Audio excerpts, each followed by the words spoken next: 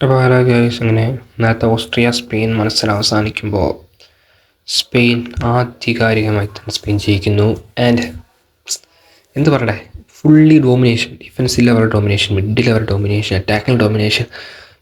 Wonderful performance ആണ് Spain ചെയ്തുള്ളൂ. ഇപ്പോൾ ആദ്യത്തെ കളി നമ്മൾ കാപ്പോടെയായിട്ട് സമനില 0-0 സമനില വന്നപ്പോൾ നമ്മളെല്ലാവരും വിചാരിച്ചു സ്പെയിൻ എന്ത് പറ്റി, ഇതാണോ സ്പെയിൻ വേൾഡ് കപ്പ്, എന്തൊക്കെ പ്രതീക്ഷയിൽ വന്ന ഫാൻസിന് അത്ര ഹോപ്പ് ഉണ്ടായിരുന്നു. ബട്ട് ഫസ്റ്റ് കളിയുടെ റിസൾട്ട് വളരെ മോശമായിരുന്നു അറ്റാക്കിംഗ് വൈസിൽ.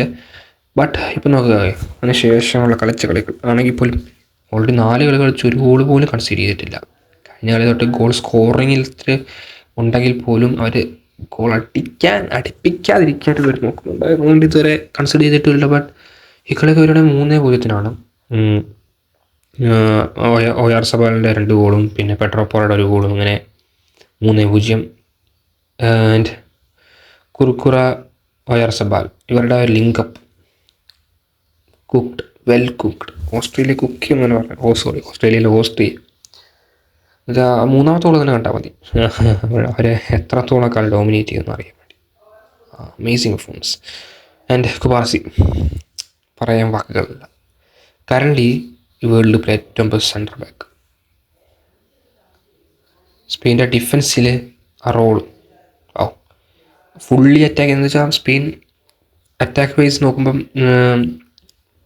ബാർസലോണ പോലെ തന്നെ ഹൈ ലൈനിലേക്ക് അറ്റാക്ക് പോകുമ്പോൾ നമ്മുടെ കൗണ്ടർ അറ്റാക്സ് ഒക്കെ വരാറുണ്ട്. ബട്ട് കൃത്യമായിട്ട് കുബാർസ് ഇൻ്റർസെപ്ഷൻസ് ആണ്. എഡ്രയാലും ഇറക്കി കയറി ഇൻ്റർസെപ്ഷൻ ചെയ്യും. സോ രീതിയിൽ കൗണ്ടർ അറ്റാക്കിനെ സംബന്ധിച്ചില്ല. അത് തന്നെയാണ് ഡിഫൻസീവിൻ്റെ സ്പെയിൻ്റെ performance. And Yamal great performance. And അസിസ്റ്റും ഗോളും ഒന്നും വന്നിട്ടില്ലെങ്കിൽ പോലും വെൽ പെർഫോമൻഡ് ആയിരുന്നു. ഒരു ഗോൾ ഡിസർവ് ചെയ്തിട്ടുണ്ടായിരുന്നു, ചോദിച്ചാൽ ഉണ്ടായിരുന്നു. നല്ല 2 ഷോട്ട് ഓൺ ടാർഗറ്റ്സ് ഉണ്ടായിരുന്നു. പക്ഷേ ഓസ്ട്രേലിയ ഗോൾ കീപ്പർ ഗ്രനായിട്ട് ഇരുന്നുകൊണ്ടാണ് രണ്ടും സ്കോർ ചെയ്യാതിരുന്നത്. നേരെ ഒരു നെഗറ്റീവ് പറയാനുള്ളത് ഫെറാൻ ടോറസിൻ്റെ ആയിരുന്നു. സത്യം പറയണ ഫെറാൻ ടോറസിൻ്റെ സപ്പി വന്നു ആൻഡ്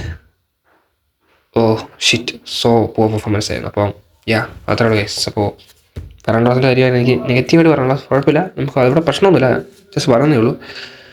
അപ്പോൾ കുറേ നാൾ ശേഷം വീണ്ടും വീഡിയോ ടൈപ്പ് ചെയ്യുന്ന വേൾഡ് കപ്പിന് വരുന്നു. ഇനി അങ്ങോട്ട് വീഡിയോ വരുന്നുണ്ട്. സോ സപ്പോർട്ട് ചെയ്യണം ഗൈസ്.